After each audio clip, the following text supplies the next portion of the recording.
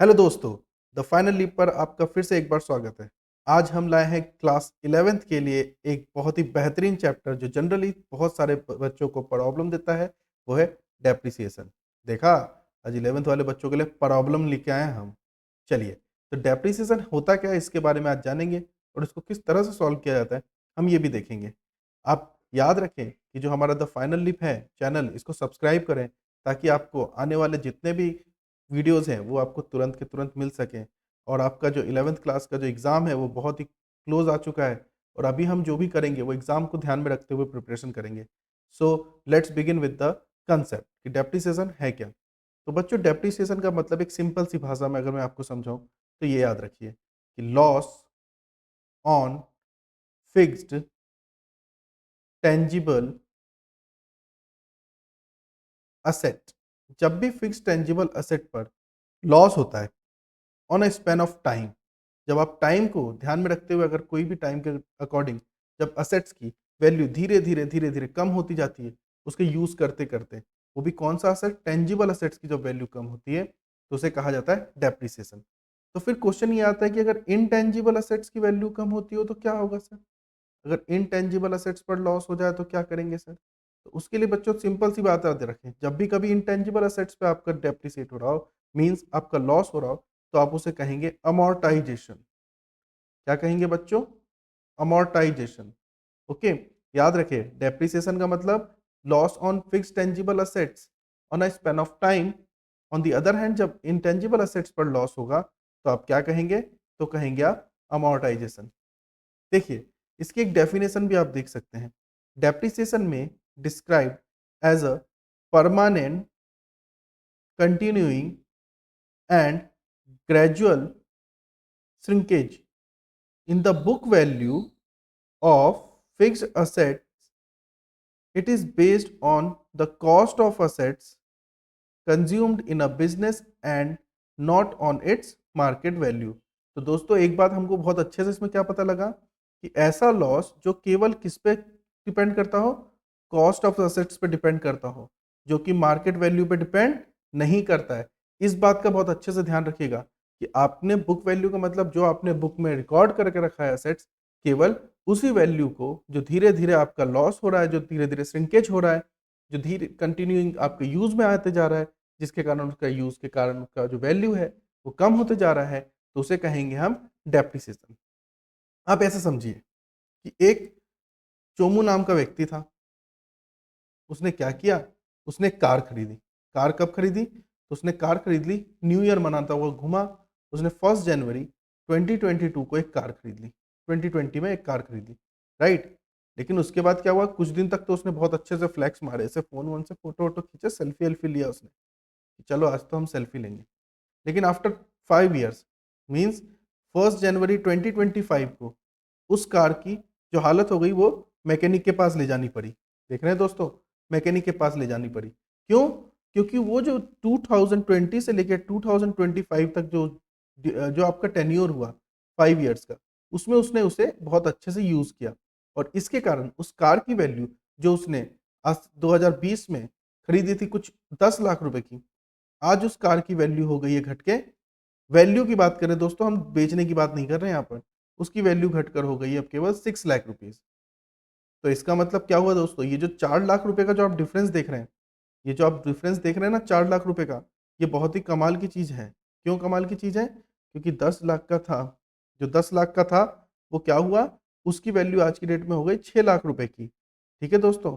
6 लाख रुपए की हो गई, मतलब आपका लॉस कितने का बन गया? आपका लॉस बन गया है यहाँ पर 4 लाख रुपए का आपका लॉस बना, जिसे हम क्या मानेंगे? जिसको हम मान लेंगे डेप्रिसिएशन। मीन्स आपके 5 साल में कितने का लॉस बना? तो 4 लाख रुपए का बना। दोस्तों, जब आपके पास कभी भी सीधा डायरेक्टली आपको कुछ नहीं पता हो, कुछ इन्फॉर्मेशन नहीं दिया हो, तो आपको एक फ़ॉर्मूला पुट करना है। फ़ॉर्मूला क्या पुट करना है? तो चलिए देखते हैं फ़ॉर्मूला क्या है। आइए दोस्तों, अब हम देखते हैं फ़ॉर्मूला क्या बनता है। फ़ॉर्मूला होगा आपका दोस्तों, that is cost of asset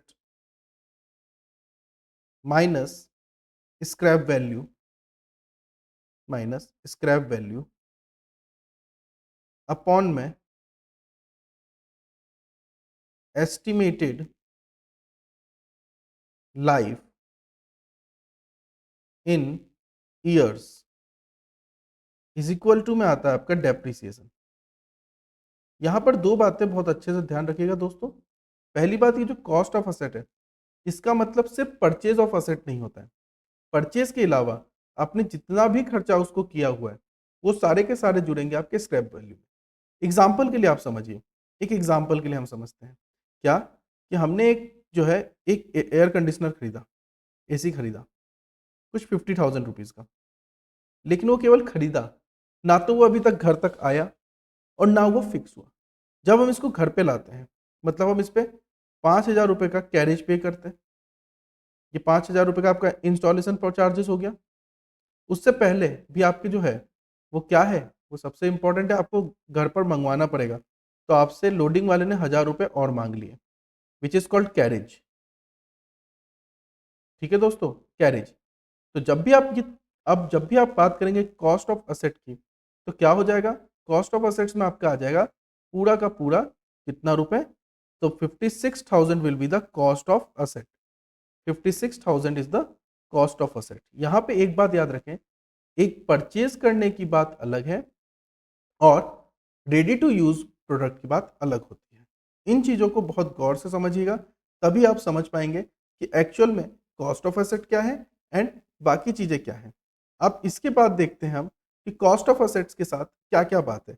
यहां पर जब हम बात करते हैं कि एक फॉर्मूला बात करते हैं, स्क्रैप वैल्यू की बात करते हैं, तो स्क्रैप वैल्यू के कुछ वर्ड्स बनते हैं, ये ध्यान रखिएगा दोस्तों। स्क्रैप वैल्यू, स्क्रैप वैल्यू के अलावा नाम यूज किया जाएगा रेसिडुअल वैल्यू, रेसिडुअल वैल्यू। एक और वर्ड यूज किया जा सकता है सेल्वेज वैल्यू।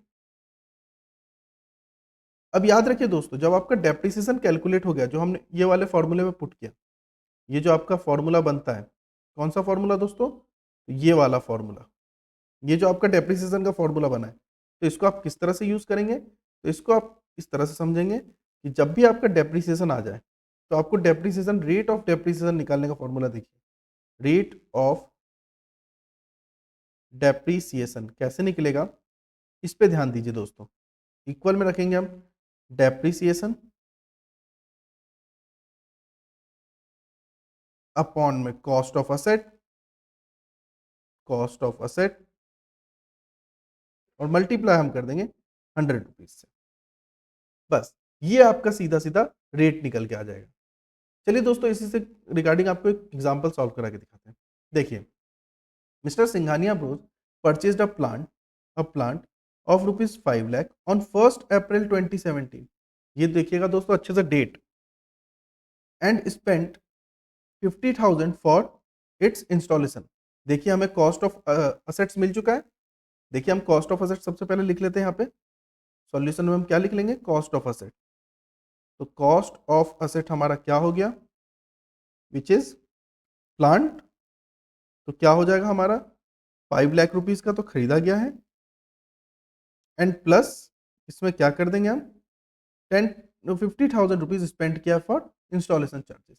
तो टोटल कॉस्ट हमारा कितना हो गया दोस्तों, ये हो गया हमारा 5,50,000 का। ये याद रखिएगा। आगे बढ़ते हैं क्वेश्चन में।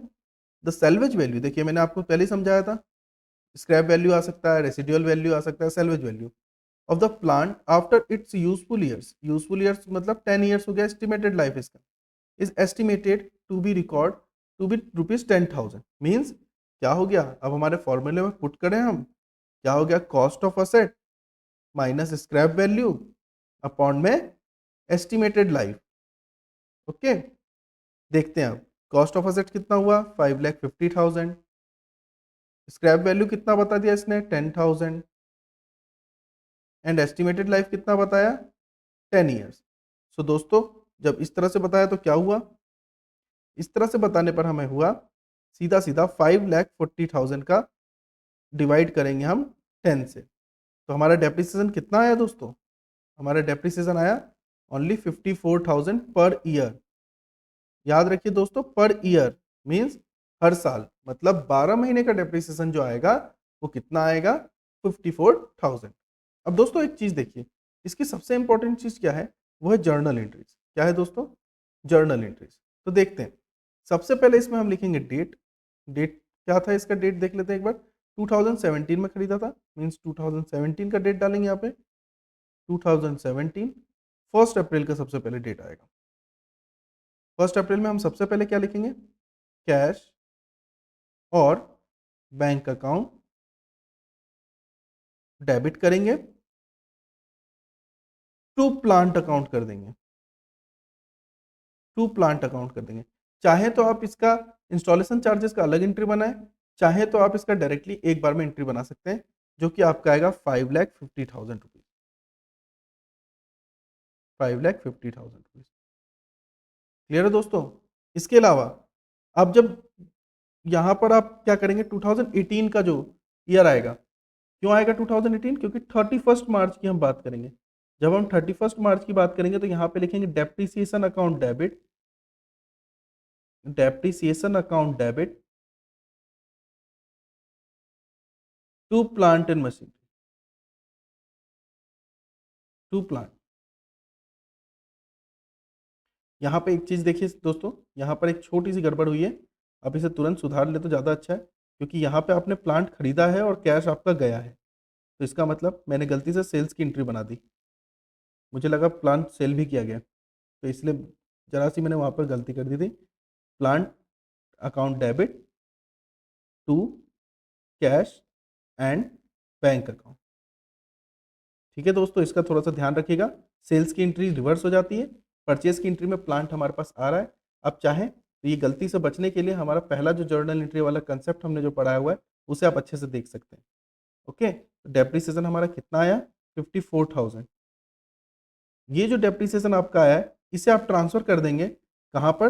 तो प्रॉफिट एंड लॉस अकाउंट में, जो कि हमारा नेक्स्ट टाइम जब हम वीडियो बनाएंगे फाइनल अकाउंट का जो चैप्टर आएगा, उसमें हम समझेंगे P&L अकाउंट होता क्या। तो उसका हो जाता है profit and loss account debit, profit and loss account debit to depreciation, to depreciation account. कितना आ जाएगा दोस्तों? कितना अमाउंट था? तो था हमारा 54,000। कितना अमाउंट था दोस्तों? 54,000। सो ये हमारा 54,000। इस तरह से हमारा पूरा एक डेप्रिसिएशन का जो बेसिक फंडा है, जो बेसिक तरीका है, वो क्लियर हो जाता है। इसके अलावा हम जब नेक्स्ट वीडियो बनाएंगे, उसमें हम आपको सिखाएंगे किस तरह से मशीनरी अकाउंट बनाई जाती है, किस तरह से उसको ट्रीट किया जाता है। इसके लिए आप सबसे पहले काम करें, हमारे चैनल को सब्सक्राइब जरूर करें। हमारा चैनल जितना सब्सक्राइब करेंगे आपको तुरंत नोटिफिकेशन मिलेगा। कोशिश करिए, कोशिश करिए कि लाइक करें। अगर आपको कंटेंट समझ में आ रहा है तो लाइक करें। अगर किसी स्टूडेंट को रिक्वायरमेंट पड़ रही है, आपके दोस्त हो या आपके कोई रिलेटिव हो, तो उन्हें शेयर करें। और सबसे इंपॉर्टेंट बात, अगर आपको क्वेश्चन सॉल्व करने के लिए पीडीएफ की रिक्वायरमेंट हो, कई बार बुक्स में डायरेक्टली क्वेश्चन आ जाते हैं, शॉर्ट टर्म नहीं आते। अगर आपको पीडीएफ की रिक्वायरमेंट हो तो आप कमेंट करें, इस वीडियो के नीचे कमेंट करें और हमें बताएं कि आपको कितना क्वेश्चन का सही है और कितना चाहिए पीडीएफ, जिससे हम आपकी बहुत ज़्यादा हेल्प कर सकें आपके एग्जाम टाइम के लिए। और कोशिश करिए कि जितना ज़्यादा आप शेयर करेंगे उतना ज़्यादा आप हमें सपोर्ट करेंगे। So thank you so much and try to keep learn. Bye bye guys.